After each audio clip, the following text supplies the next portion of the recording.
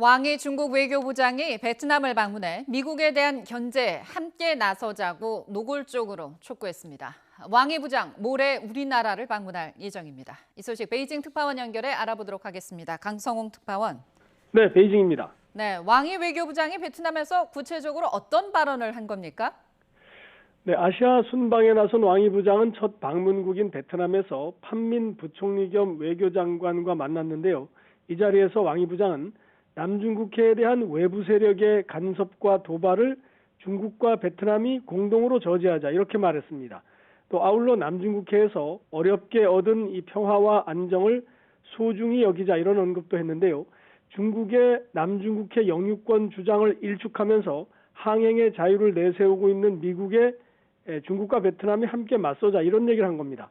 왕이 부장은 특히 남중국해 문제를 양국 관계의 적절한 위치에 두면서 정세를 복잡하게 만드는 일방적 행동을 해서는 안 된다 이렇게 베트남에 지적하기도 했습니다. 이 베트남에 대해서 중국과 협력을 더 강화하면서 미국과는 거리를 두라 이렇게 노골적으로 요구한 것으로 볼 수가 있습니다. 이 홍콩 사우스차이나 모닝포스트 신문은 왕이 부장의 이런 발언을 베트남의 외부의 간섭을 조심하라 이런 경고를 보낸 거라고 해석을 했습니다.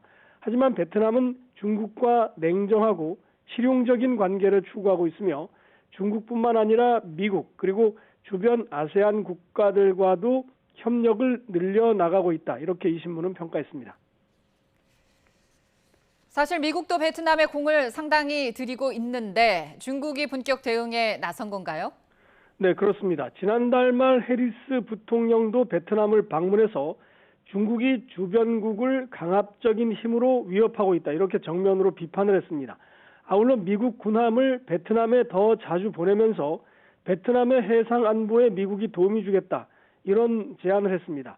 이 해리스 부통령은 당시 화이자 백신 100만 회분의 추가 기부를 베트남에 약속을 했고 이로써 미국은 베트남에 모두 600만 회분의 백신을 제공하게 됐습니다.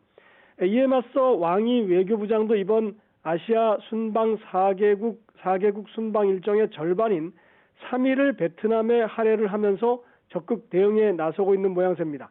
특히 중국도 베트남에 300만 도스의 백신을 연말까지 추가로 제공하겠다 이런 약속을 했습니다.